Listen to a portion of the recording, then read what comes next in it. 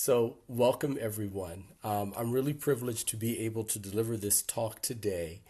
That Ingrid Waldron, who is the president of our mainline Pennsylvania chapter of the National Alliance for Mental Illness, approached me about a few weeks ago. And as I've been thinking and readying myself to have this discussion, I'd rather call it than a talk, I've been thinking a lot about how I have been practicing to maintain my sense of hope and gratitude. And I don't have to talk about the challenges of these times. And so let me get started. But before I get started, one of the things I'd like to do, I've been using this as a productive technique in university courses that I'm teaching right now, is I want to pause for 1 minute to give us a chance to settle ourselves, to come away from our normal cares, to relax, and to ready ourselves to be receptive for the conversation that we're about to have and how we need to apply that to build our own resilience in these times. So let's start now. 1 minute of silence.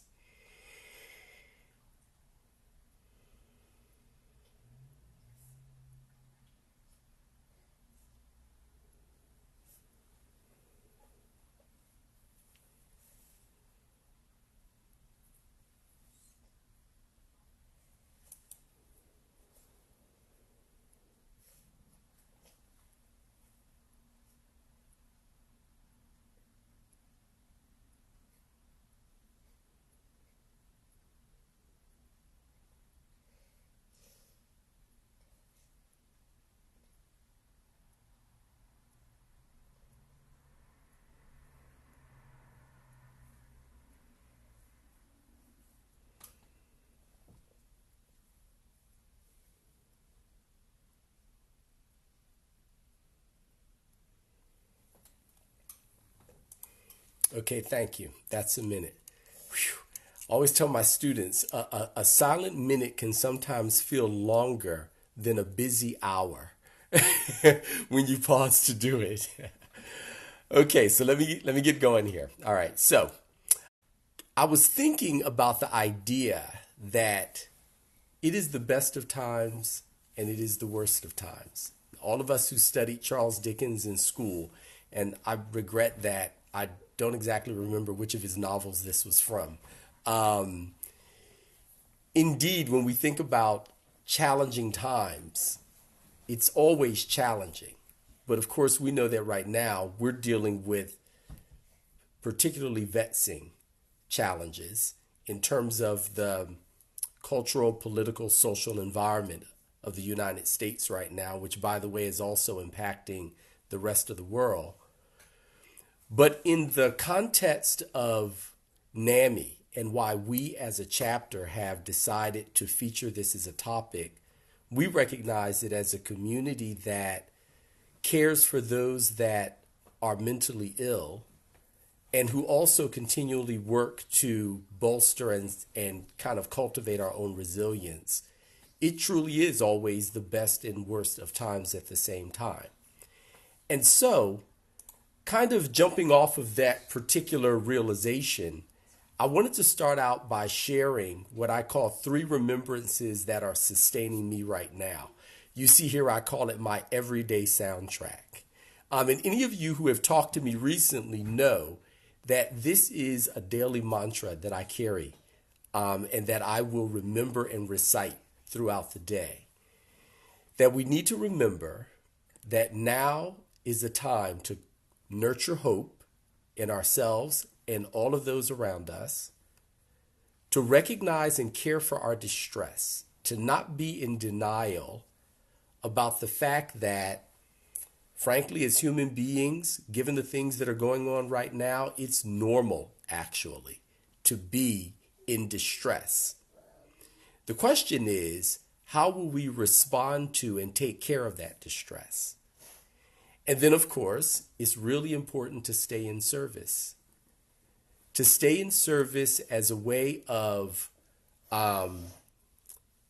developing a sense of meaning, as a way of being in reciprocal relationship with others so that we're giving and receiving at the same time, and as a part of being a part of community, where we know that community is one of the best protective factors. We talk all the time about risk factors, but it's important for us to also understand protective factors.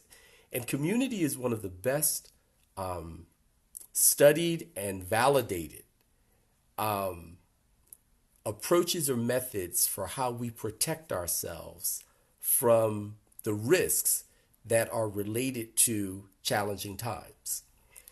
So let's remember as we go through this, we're always thinking about how we can nurture hope in ourselves and in others, how we can care for our distress, and how we need to be staying in service so that we all get through whatever we're going through in a productive manner.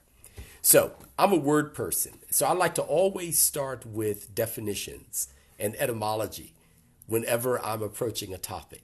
So I went and I pulled this definition of hope, and we see here, hope is the feeling that what is wanted can be had. It's what gets us out of bed every morning. Frankly, one might say hopelessness is when I don't get out of bed because I don't believe that I can have what I desire.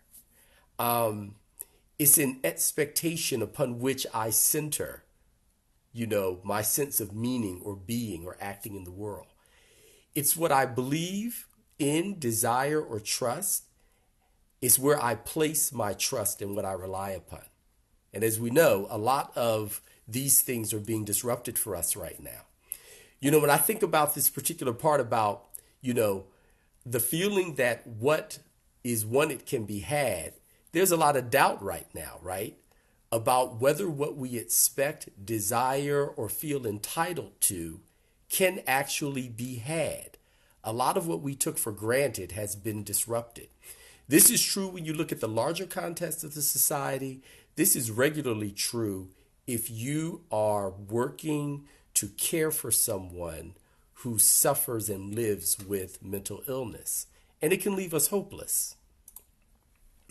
Another thing is when we look at those things that we center our expectations on, good health, good relationships, a reliable means of support, we see that the disruption of these things can leave us feeling hopeless. And then when we think about desire and trust, I will tell you that personally, I realized when I was putting this together that persistent underlying tension of impatience and anxiousness that I feel regularly is about a desire delayed, right? I thought that I lived in a certain society, and that's been disrupted. That's been delayed. I have certain kinds of relationships with people in my life that have been disrupted. And my expectations for what those relationships and situations should be have been delayed. And so in cultivating hope, it's really important to remember that the element of patience is really important. And to the point of caring for our distress, acknowledging and then having strategies, methods, and communities for how we address our distress is really important. And when we find ourselves feeling hopeless, we might in fact look in on whether we are caring for our distress in a proper manner.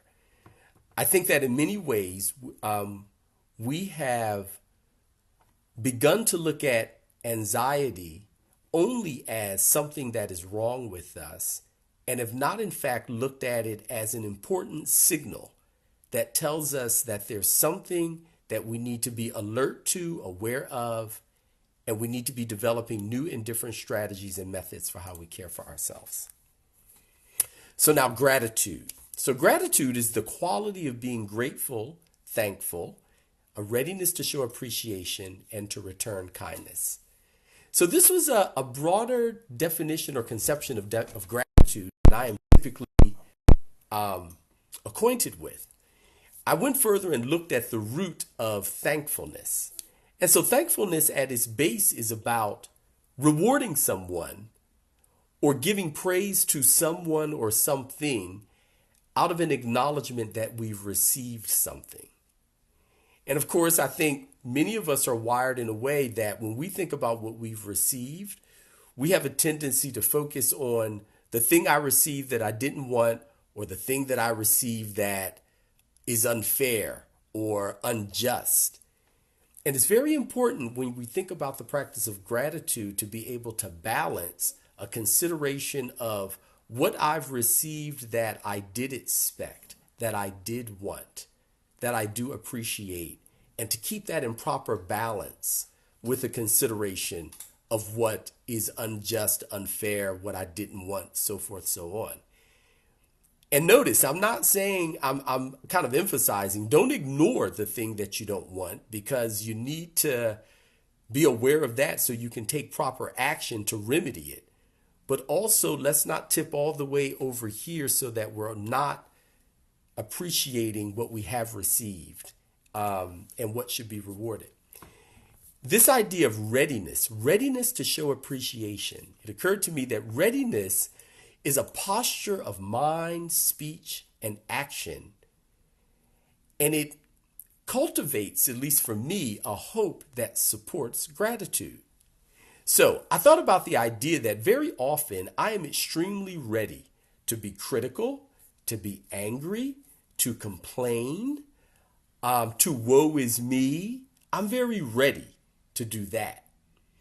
But when I think about gratitude, I ask myself, how ready am I to be appreciative?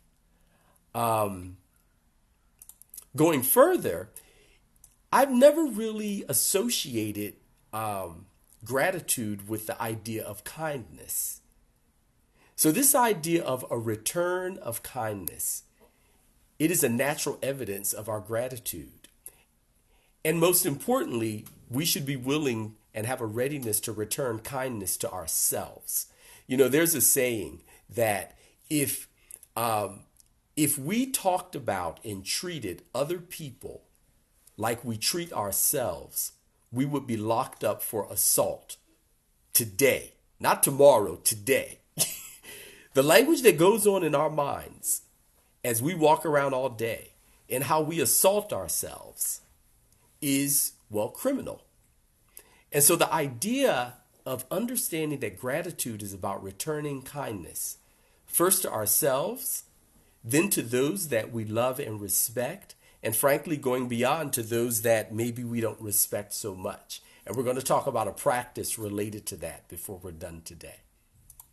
So, having grounded ourselves in these definitions, right, and understanding kind of the components of, kindness and appreciation, the need to direct it to ourselves, let's move on now to talk about risks and protective factors. So, right now, I am dealing with a lot of change, too much change, otherwise called uncertainty.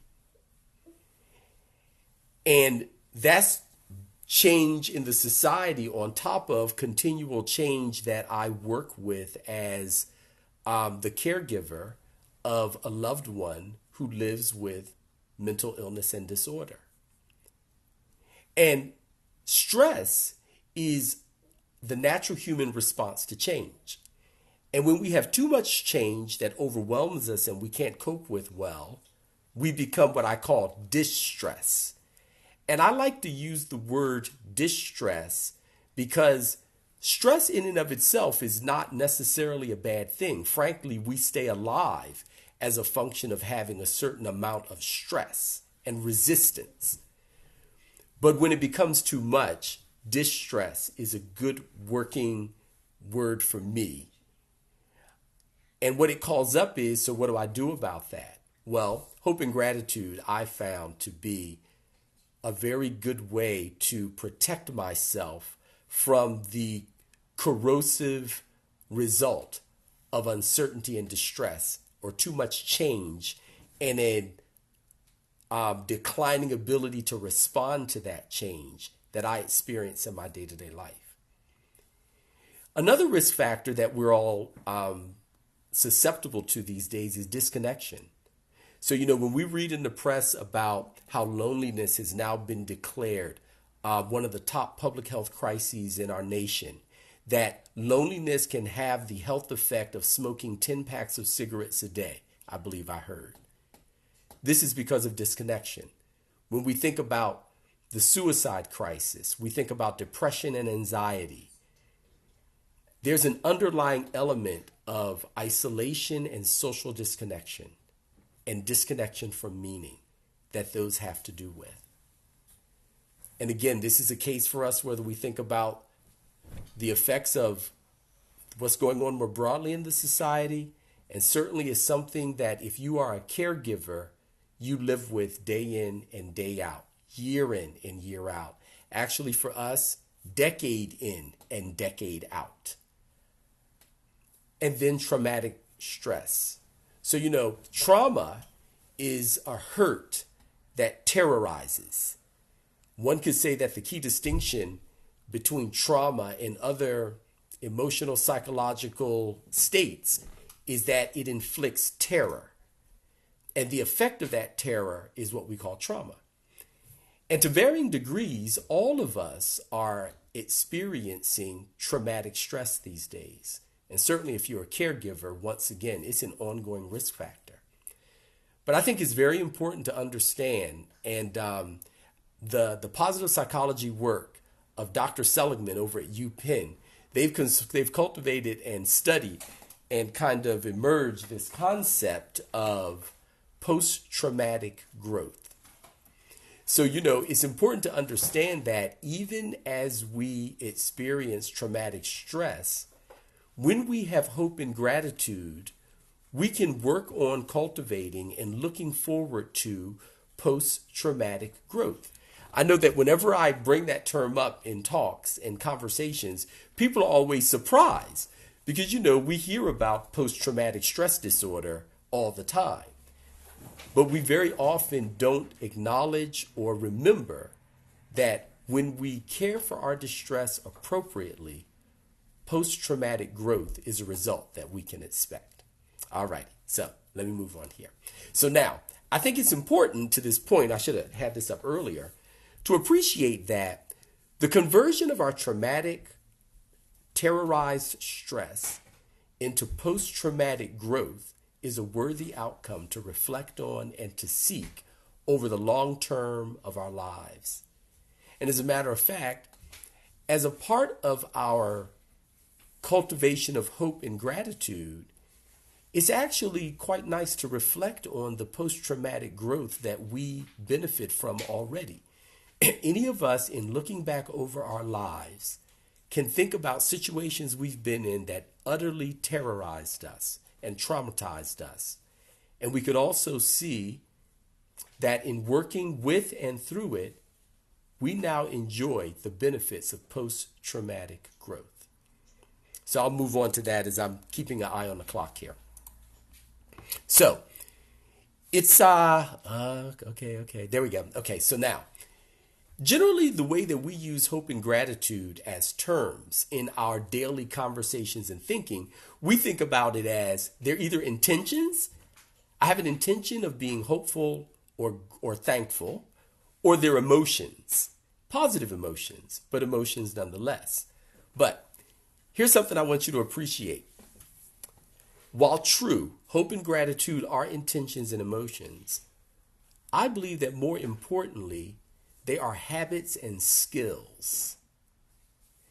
And the beauty of anything being a habit or a skill versus just an intention or an emotion is that you can learn it. If you don't know it, you can learn it. And once learned, you can practice and sharpen it. Which means that hope and gratitude are not something that people are born with.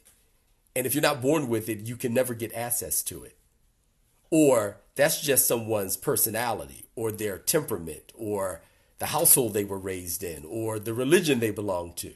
No, anyone who understands the methods for cultivating and developing the habit and skill of hope and gratitude can become increasingly and ever more what? Hopeful, gracious, thankful. You get my point. All right. So I want to kind of help with the conversion of thinking for anyone who thinks, oh, I'm not a hopeful person. I'm just not naturally grateful. Okay. But all of us were born not walking also. And walking is the most difficult skill and habit that we learn in life, I've read. And then when I read that article, the author also said, thankfully, we learn to walk before we become self-critical. Because if we had to learn to walk after we understood that things are impossible, that we're not capable, we would never learn to walk. We would give up. So let's not give up on becoming hopeful and cultivating gratitude, whatever our current thought is about how good we are at those particular habits and skills. All right. So now I want to take a minute, and I'm actually going to leave a space of 1 minute. I'm going to watch my watch here. And I want each of you to write down for yourselves, what is your challenge that most needs hope and gratitude these days? What is the thing that you most automatically find yourself being hopeless about or not remembering to be grateful for? Let's take a minute. I just want you to take silence and reflect, and I want you to write that down because this is going to be the basis for application around 3 different methods for cultivating hope and gratitude that I'm going to talk about in the time that we have left today.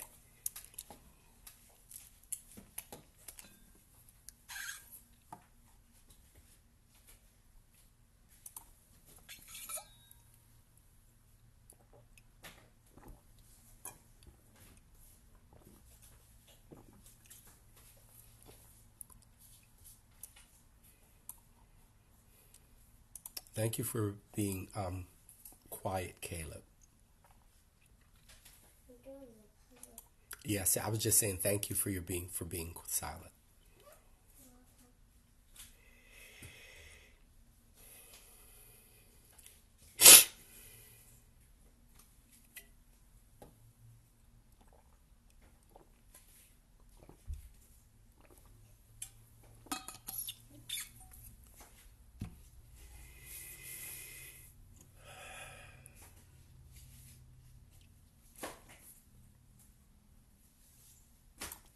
Okay, that's a minute.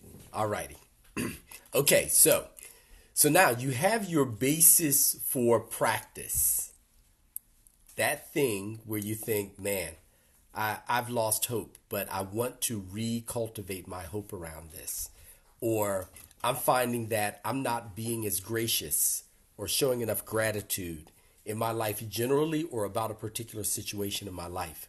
Now, let me share with you my 2 challenges. And I'm going to ask you to excuse me now because I am going to get emotional because this touches me. Okay? Right now, I am really challenged with the safety of my Black lives. And I don't mean just mine. I mean also that of my children, of relatives, and of my grandson. And I mean that not just from the perspective of the backlash around racist attitudes that we have in the society, but I also mean that from the perspective even of the virus, where I'm very much in grieving over 2 lives that I've lost to the virus right now. Forgive me. I'm going to pull this back together. Ingrid, you know I do this often when I have talks, so you'll forgive me. And then the other challenge for me right now is around the ambiguous loss of a loved one. I have a loved one who I have not been in contact with for about 4 months now. This loved one is out there somewhere, homeless. I don't know where they are or what they're doing. I have confidence that they're alive. And I have confidence that they're in some community that is caring for them and that they're contributing to. But this particular loved one lives with mental illness.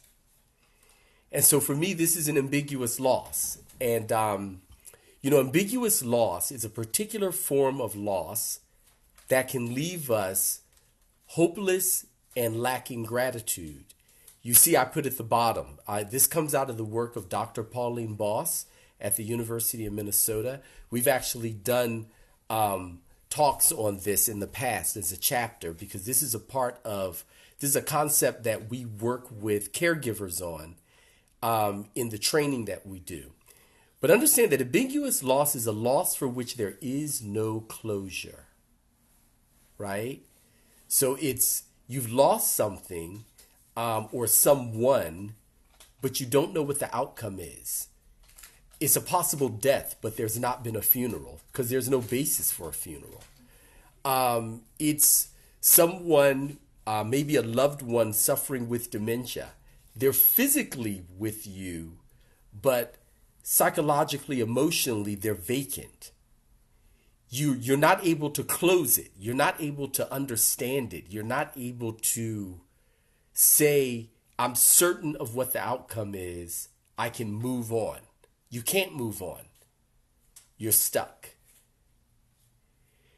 And so these are two big challenges for me right now that have really pushed me to nurture hope, care for my distress, stay in service. So anyway, I now want to talk to you about 3 methods that I've been using that have been helping me.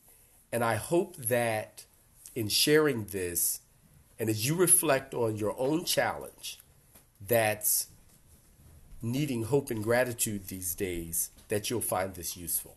So let me move on. So, gratitude journals. This is a well-researched and evidenced methodology. It's so simplistic in how it's done that you might think, oh, there's nothing scientific about that.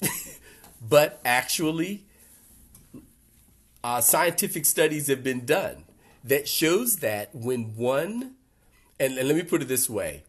Yeah, scientific studies have been done, but I think we all have had parents, grandparents, faith community leaders, teachers, you get my point, right?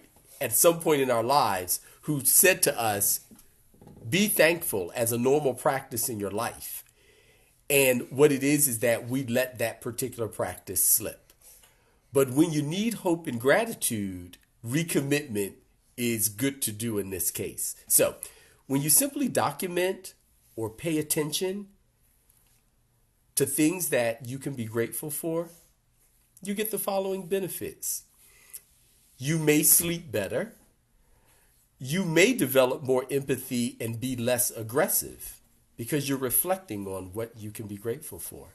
You may find that your relationships improve. There's been research that's shown that symptoms of illnesses actually can decline when you practice gratitude. But understand the key here is to journal that gratitude. This isn't just, oh, I'm grateful for my wife. I'm grateful for my children. I'm grateful for my food. This is taking time to sit down and really reflect and journal. I'm going to talk a bit about that later. Your self-esteem will improve. Your resilience will improve. You'll become more creative. Gratitude journaling. Now, how do you do it? Well, as a regular practice, writing down 5 things that you're grateful for, but doing it in these particular ways. Be detailed. Be detailed not only about what you can be grateful for that's going well, but be detailed about what you can be grateful for that's not going wrong. So, for instance, with my loved one, I'm grateful that I know, as a function of having talked to a third party, that he's alive. I don't know where he is or what he's doing, but he's alive. I have hope. Be consistent. So, any of us who have studied science, particularly if you've been in pharmaceuticals, have studied toxicology, and you know that every substance is therapeutic up to a level beyond which it's not productive. But also, we know that any substance that's not taken enough doesn't do its job. It's not therapeutic. In order for gratitude to be therapeutic, you have to be consistent in it. You can't only do it when things go well. You especially need to do it when things go wrong. And when things are neutral, stay with it. Stay with it. Don't let it slip. When doing this journaling, use all of your senses. So it's not just the saying of it, but it's closing my eyes. And when I'm grateful for the fact that many of my loved ones have not gotten the coronavirus, I need to feel that, taste that, touch that, hear that. I need to use all of my senses so that that sinks deeply into my soul and my psyche. This is part of the benefit, the therapeutic benefit of this. And then use different processes because we all process information differently. So the most popular way to do this is to write it, but for some people, reciting it, picking up your smartphone and journaling with your voice. For other people, draw it. Draw scenarios or portraits of people you're grateful for or scenes that you're grateful for. And then singing. I come from a family of singers. And my grandmother, my mother, my sisters, my daughter, actually, I even witnessed this in my grandson, always had a habit when they are idly moving around the house of singing songs of thanksgiving. We come out of the Christian tradition, and so those are going to be our hymns and our spirituals. But they're always singing. And I realized as I was putting this together that in some ways, even though I hadn't really ever thought about it, that's a form of journaling their gratitude. When they're singing about the things in life that they can be grateful for, even amid the challenges of life, which are always with us. So thanks for that, Mom. As a matter of fact, my mom's on the line, and I'm grateful for that. The other thing, and I talked about this already, practicing subtraction. So being grateful for what is, but also being grateful for what is not. So, I'm grateful that we have elections as a country which give us a capacity and an ability to change what we are not pleased about. That's something to be grateful for. And let me tell you something. Practicing that gratitude versus just being unhappy and frustrated and angry about the current situation, that makes you hopeful versus despairing. And then savor surprises. Every day there are happy surprises that we ignore, that we can be grateful for. But remember, this journaling is about paying attention. By the way, it's best to do this first thing in the morning and before you retire in the evening. And obviously, it can be helpful to do at times during the day. So that was practice 1, gratitude journals.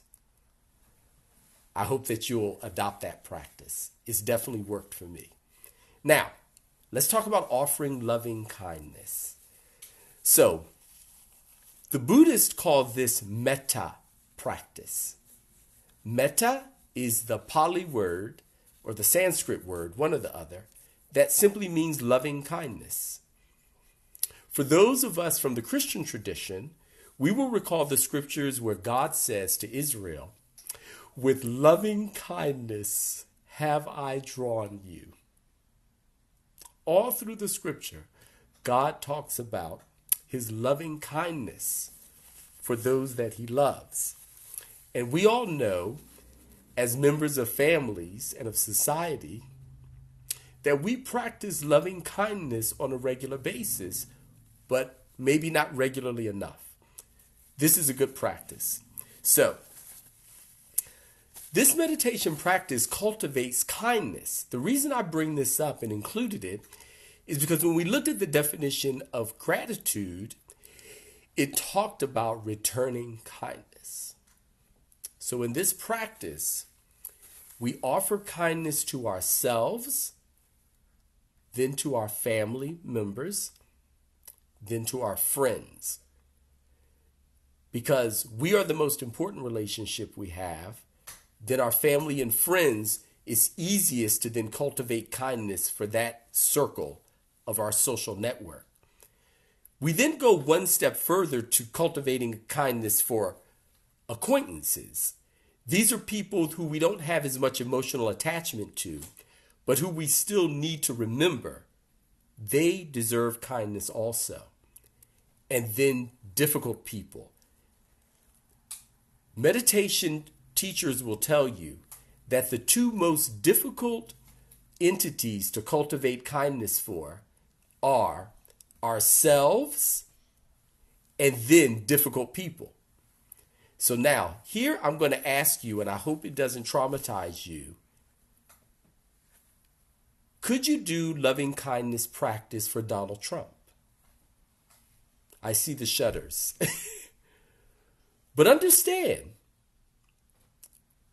if we have compassion for the idea that he too is human, he too is distressed and traumatized. And somewhere in his soul, he believes he's doing the right thing. It then is a very difficult, but a hopeful and gracious practice, even to extend loving kindness to him.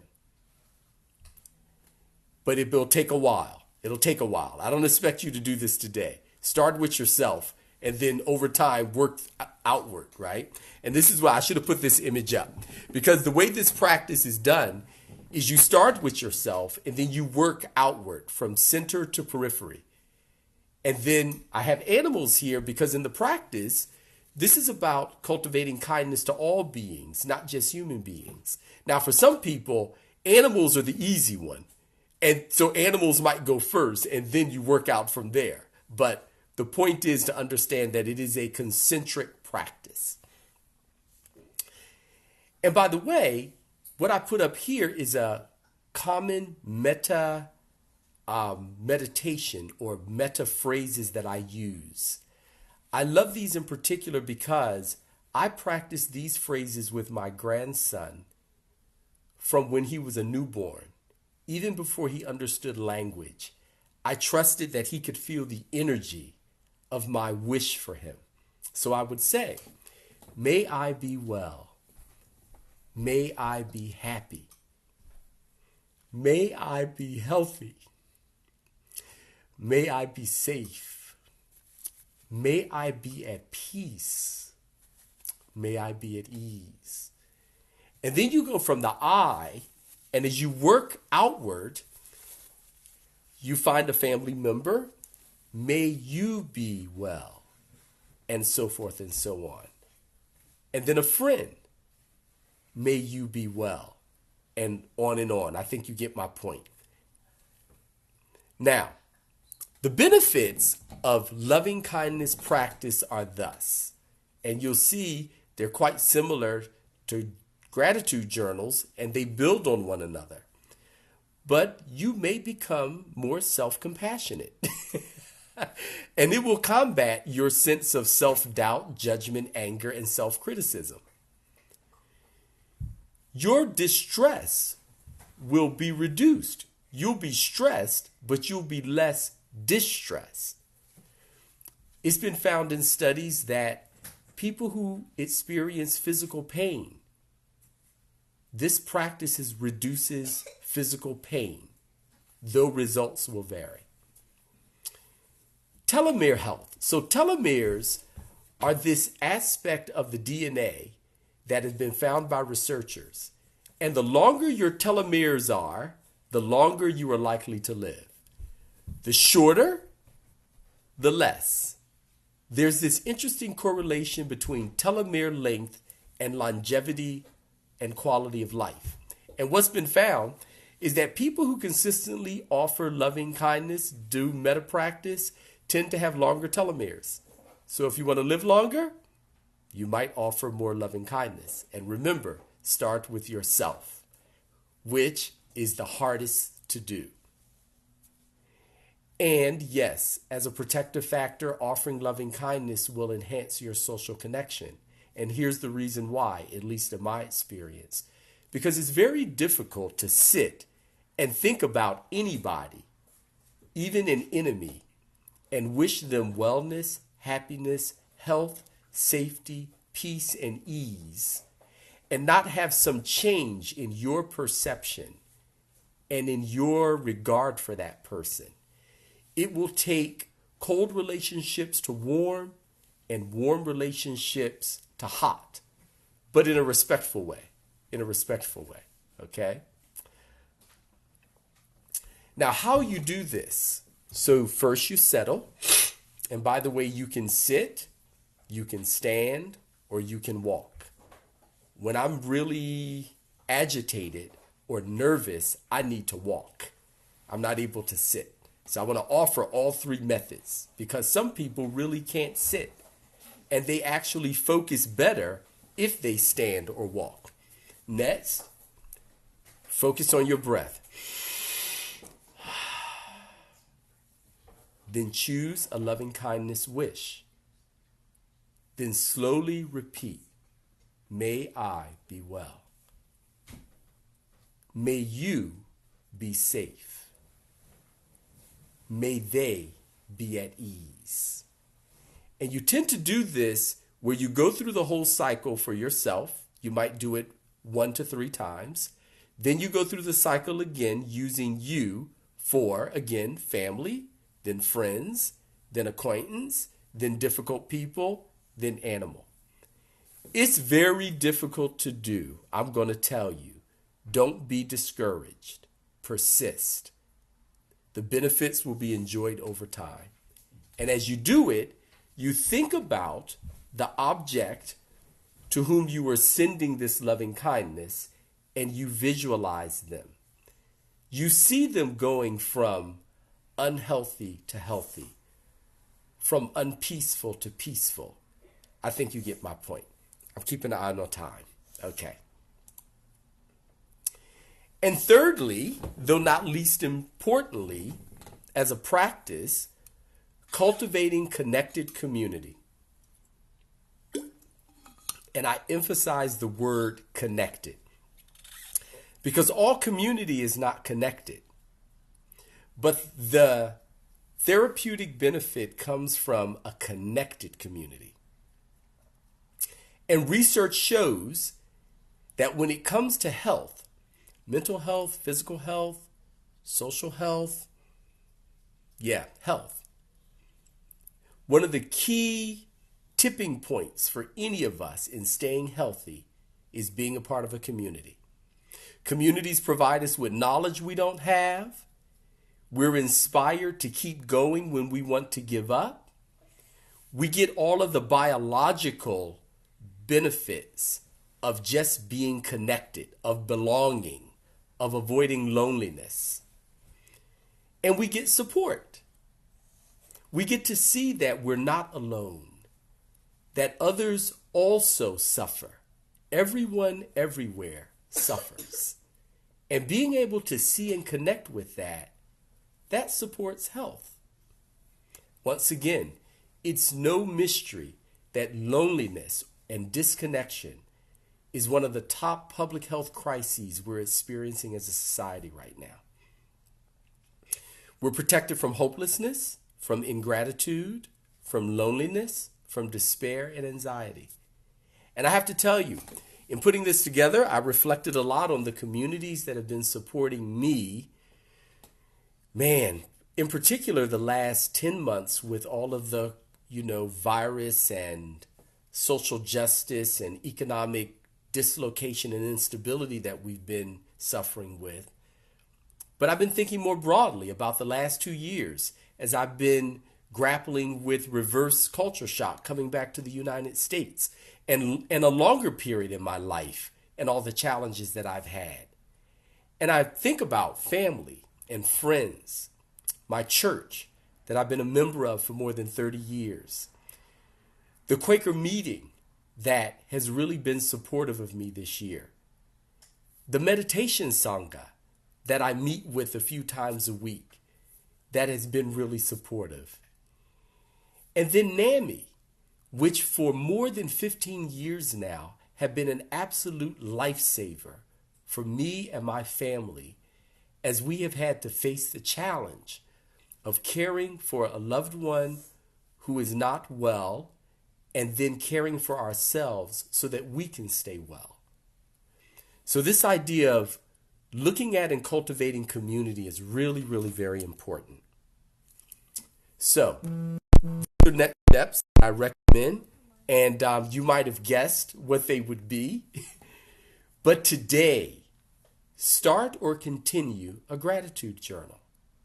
Today, start or continue a loving kindness practice.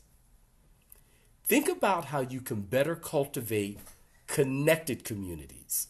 Now, many of us are members of communities in which we are stressed, distressed, traumatized, and disconnected. I'm not talking about those communities. I'm saying that we need to be very deliberate and intentional about looking at the collection of communities that we're in. We will always not have a choice to be a part of communities where we need to support them, but they may not support us, and where we may not be able to find connection. That's called being alive.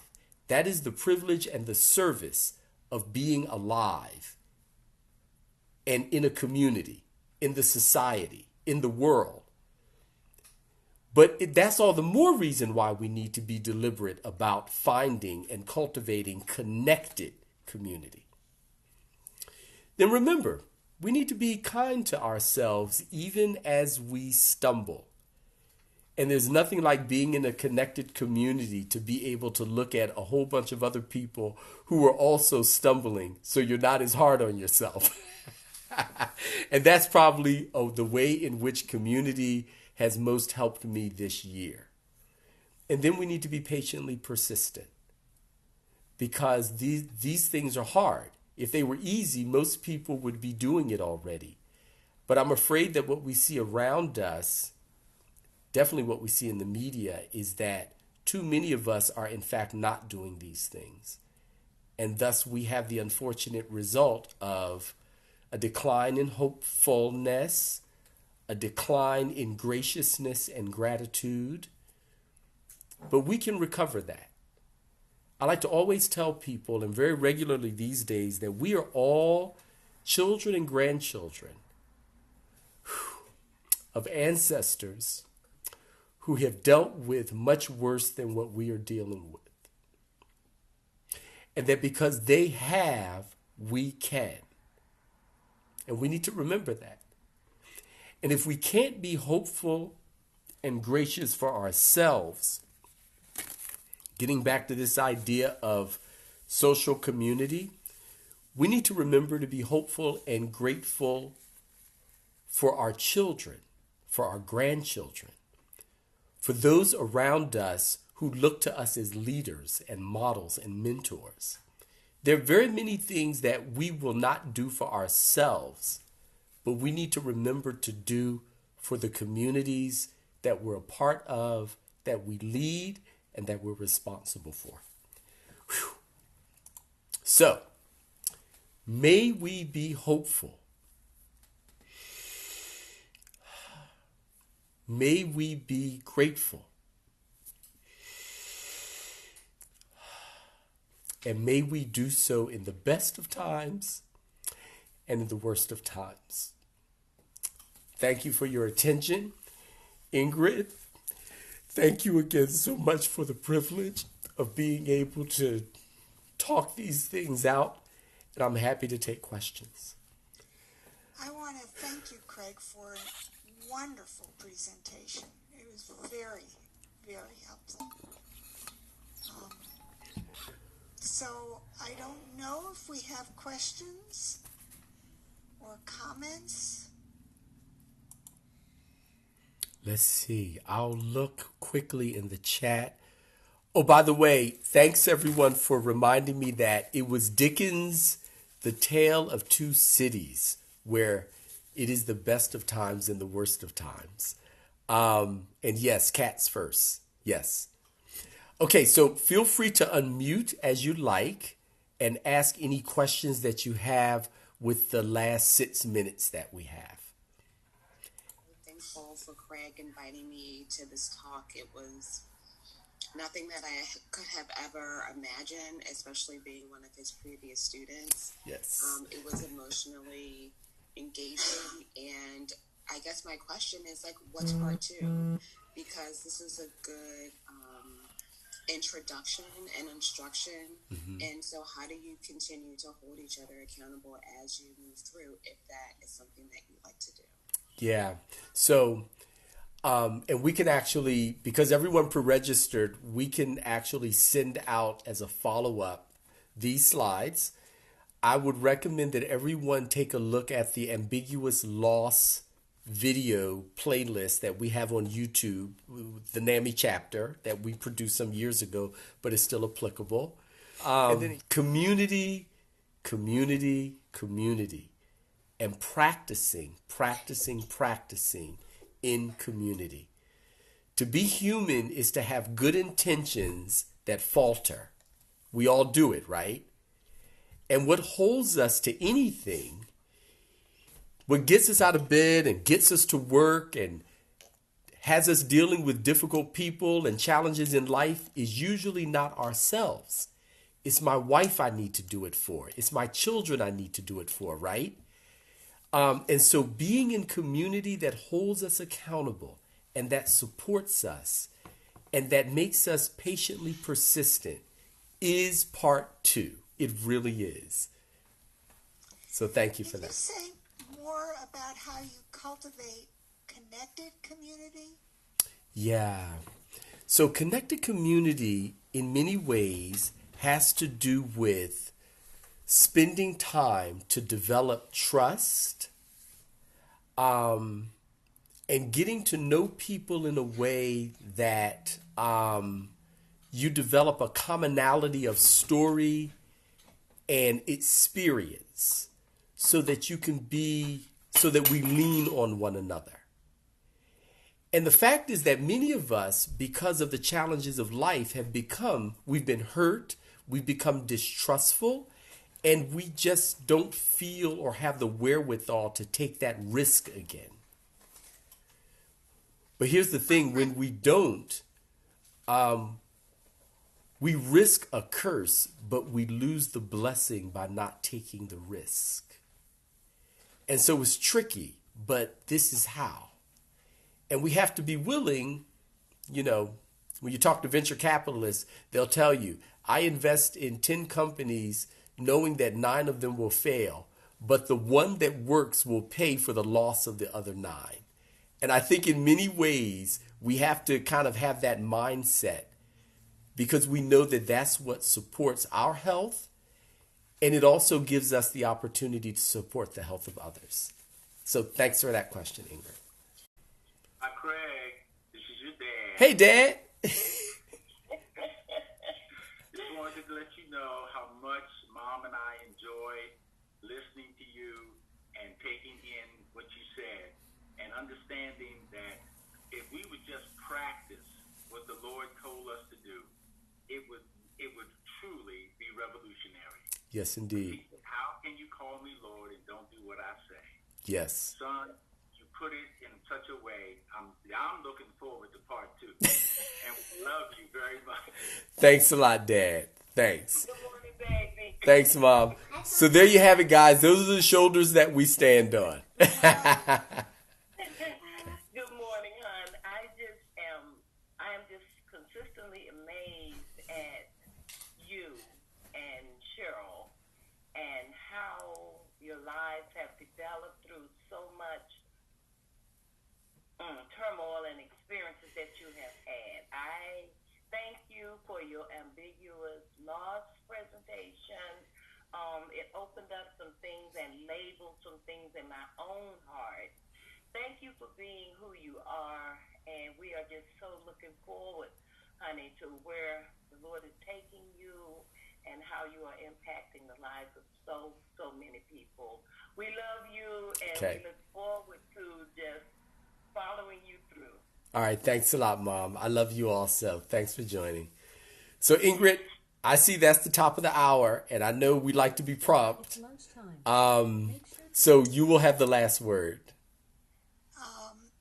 I want to thank you again and also ask people, if you haven't already, to leave a comment or two about this presentation in the chat.